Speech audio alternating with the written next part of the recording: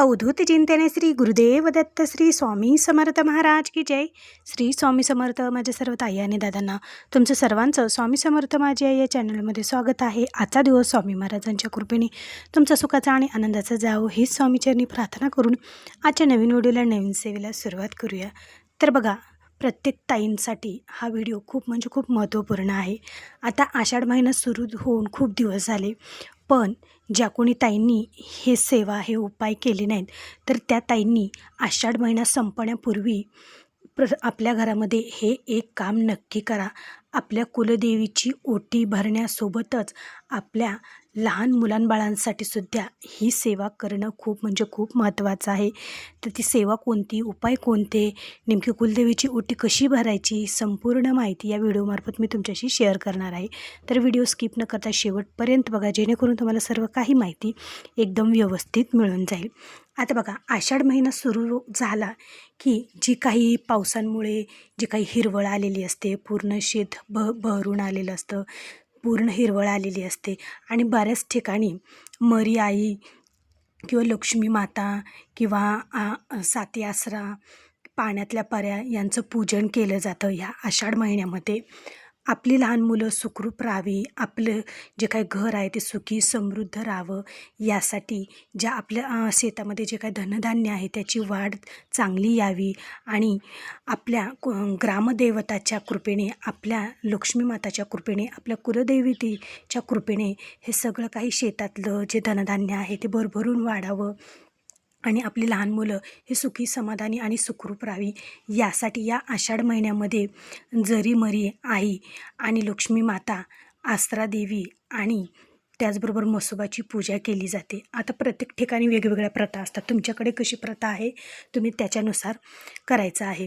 आता बघा, आमच्या इकडे का नाही, गावाकडे कसं असतं, आषाढ महिन्यामध्ये म्हणजे पूर्ण आषाढ महिना, मग कोणताही वार असो, शुक्रवार असो, मंगळवार असो किंवा जे वार भेटेल त्या वाराला काय करतात तर सुवासिनी जेवू घालतात. बघा, 5 सुवासिनी असो, 7 सुवासिनी असतो, सुवासिनी जेवू घालतात. झाड पूजण्याची पद्धत असते, म्हणजे छोटंसं झाड, जे काही बाबळीचं झाड असतं ते झाड पूजण्याची पद्धत असते. 5 खडे ठेवून त्याला फळमुटक्याचा नैवेद्य असतो किंवा पुरणपोळीचा नैवेद्य असतो. आमच्याकडे तर फळमुटक्याचाच नैवेद्य, आंबील, घुगरी, फळमुटके आणि जे काही जी तांदूळ ज्याची जी भाजी असते तर ती भाजी बनवली जाते आणि याचा नैवेद्य संपूर्ण ग्रामदेवतांना बडूर दाखवला जातो. आणि त्याचबरोबर आकाडसुद्धा तळायचं. बघा, आकाडसुद्धा तळून पूर्ण ग्रामदेवताला आपल्या नैवेद्य दाखवला जातो. आता हे ग्रामदेवताला नैवेद्य का दाखवला जातो बरं? बघा, आधीपासूनच म्हण आहे, जी लहान मुलं त्यांना आजारपण येऊ नये किंवा जर त्यांना जास्त जुलाब लागला तर बघा, आधीची आपली आजी पणजी म्हणायच्या की आषाढ महिन्यामध्ये झाड पुजून घ्यावं लागतं, ग्रामदेवताला नैवेद्य करावं लागतो आणि लेकरांना त्यांच्या पायावर घालावं लागतं, त्यांचं दर्शन करून आणावं लागतं, तरच त्यांचं दुखणं हे राहतं. मग त्याचप्रमाणे अशाप्रमाणे ही सुद्धा पद्धत आणखीनसुद्धा बऱ्याच ठिकाणी ही पद्धत आहे. तर तुमच्याकडे ही पद्धत असली तर हा आषाढ महिना आता राहिलेले जे काही 5-7 दिवस आहेत, तर तुम्हाला जर ही सेवा करणं झाली नसेल तर आवर्जून ह्या आठवड्यामध्ये ही सेवा करून घ्या. आपल्या लहान मुलांच्या सुखसमृद्धीसाठी, शांतीसाठी, घरात सुखसमृद्धी नांदावी यासाठी, आपल्या लहान बाळांसाठी, आपल्या मुलांबाळासाठी अशा प्रकारे आपल्या कुलदेवतेचा मान सन्मान करून घ्या. आणि त्याचबरोबर कुलदेवतेची ओटीसुद्धा आपल्याला भरून घ्यायची आहे. तर ती कशी भरायची ओटी हे आज या व्हिडिओमार्फत मी तुमच्याशी शेअर करणार आहे. आता बघा, आपलं जे मूळ ठिकाण, कुलदेवतेचं जे मूळ ठिकाण आहे तर तिथे जाऊन तुम्हाला ओटी भरणं शक्य झालं तर तुम्ही तिथे जाऊन ओटी भरू शकतात किंवा देवघरात कुलदेवतेचा टाक असेल, मूर्ती असेल, फोटो असेल तर तिथंसुद्धा तुम्ही भरू शकतात. किंवा समजा तुमच्या गावामध्ये कुलदेवतेचं तुमचं मंदिर असेल, देवीचं मंदिर असेल तर तिथंसुद्धा खणा नारळाने ब्लाऊज पीस म्हणा किंवा साडी म्हणा, खण, नारळ, बांगड्या, त्याचबरोबर फूल, ओटीचं सामान, त्याचबरोबर हिरव्या बांगड्या, चुडं, पाटल्या, हे सगळं काही जेवढं ओटीचं सामान असतं ना तेवढं सगळं फळं ओटीला ते घेऊन जाऊन आपल्या कुलदेवतेचा मान सन्मान हा आषाढ महिना संपण्यापूर्वी तुम्हाला करायचा आहे.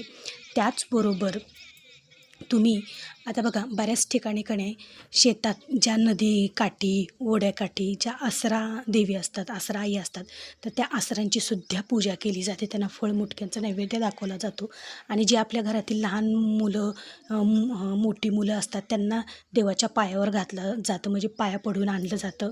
कारण त्यांचं जे काही दुखणं भाणं जे आहे तर ते त्यांना कधीही लागू नये आणि त्यांचं आयुष्य हे सुखरूप राहावं यासाठी हे सर्व काही केलं जातं. तर तुम्ही सुद्धा अशा प्रकारे करत असाल तर नक्की कमेंटमध्ये सांगा. तर ह्या सर्व काही जे आधीपासून चालत आलेले जे काही नियम आहेत, ज्या काही परंपरा आहेत, तर त्या परंपरा आणखीनही बऱ्याच ठिकाणी जपल्या जातात. आमच्याकडे आणखीनही ह्या परंपरा जपल्या जातात. आपल्या जे काही ग्रामदैवत आहे बघा, आपलं ग्रामदैवत हे आपलं म्हणजे आपलं ते एक संरक्षण कवच असल्याने असतं. म्हणजे जे आपल्या गावामधील जी प्रत्येक देवता आहे तर ते देवता हे आपल्यासाठी एक सुरक्षा कवच असतं. आणि मग त्यांच्यासाठी त्यांची कृतज्ञता व्यक्त करण्यासाठी आपल्याला हा नैवेद्य दाखवून त्यांचं दर्शन घ्यायचं असतं. आता त्याचबरोबर शेतामधील जे ते काही देव आहेत बघा, आसरा म्हसोबा म्हणा, लक्ष्मी आई म्हणा, गावातील हे जे काही देवता आहेत तर ते जे आपण काही शेताकडे जातो येतो मग त्यांचं संरक्षण हे आपले शेतातील देवता करत असतात. तर त्यांचीसुद्धा आपण कृतज्ञता व्यक्त करण्यासाठी त्यांचासुद्धा मान सन्मान देऊन त्यांना पुरणपोळीचा म्हणा किंवा फळमुटक्याचा नैवेद्य दाखवून त्यांचासुद्धा अशा प्रकारे या आषाढ महिन्यामध्ये त्यांनाही आषाढ तळून त्यांना तळीव नैवेद्य फळमुटक्याचा नैवेद्य दाखवून त्यांचीसुद्धा पूजा केली जाते. नारळ फोडलं जातं अशा प्रकारे. आणि बऱ्याच ठिकाणी म्हसोबा देवालासुद्धा म्हणजे जीवदान दिलं जातं. म्हणजे कोण कोंबडं कापतं, कोण बकरी कापतात. अशा बऱ्याच ठिकाणी अशा वेगवेगळ्या पद्धतीने सुद्धा या महिन्यामध्ये म्हणजे मांसाहाराचं सुद्धा नैवेद्य देवाला बऱ्याच ठिकाणी दिला जातो. अशा प्रकारे आता कोणाकडे अशी पद्धत असते, कोणाकडे नसते. पण जिथंही पद्धत आहे ना तिथंही लोक म्हणजे अशा प्रकारे प्रत्येक लोकही अशा प्रकारे ही पद्धत नक्की पाळत असतात, ह्या परंपरा पाळत असतात. तर तुम्हीसुद्धा नक्की आपल्या घरातील लहान मुलं मोठी मुलं जी आहेत ती सुखरूप सुखी समाधानी राहावी, आनंदी राहावी, त्यांच्या आयुष्यात कोणतीही रोगराई कोणतंही आजारपण येऊ नये यासाठी या आषाढ महिन्यामध्ये आपल्या ग्रामदैवतांना आपल्या शेतातील देवांना नैवेद्य अशा प्रकारे आवर्जून दाखवायचं आहे. त्याचबरोबर आपल्या कुलदेवतेची कृपा आपल्यावर अखंड राहावी, आपल्या घरावर राहावी, कोणत्याही कामामध्ये अडचण येऊ नये, आपल्या कुलदेवतेचा आशीर्वाद आपल्याला सदैव राहावा यासाठी कुलदेवतेची ओटीसुद्धा तुम्ही त्यांच्या मूळ स्थानावर जाऊन भरायची आहे. तर अशा प्रकारे होता आजचा व्हिडिओ. जर तुम्हाला आवडला असेल तर एक लाईक नक्की जरूर करा आणि कमेंटमध्ये श्री स्वामी समर्थ लिहायला विसरू नका. चला तर मग भेटू पुन्हाच अशा एका नवीन व्हिडिओसोबत, नवीन सेवेसोबत. तोपर्यंत माझ्या सर्व ताई आणि दादांना श्री स्वामी समर्थ.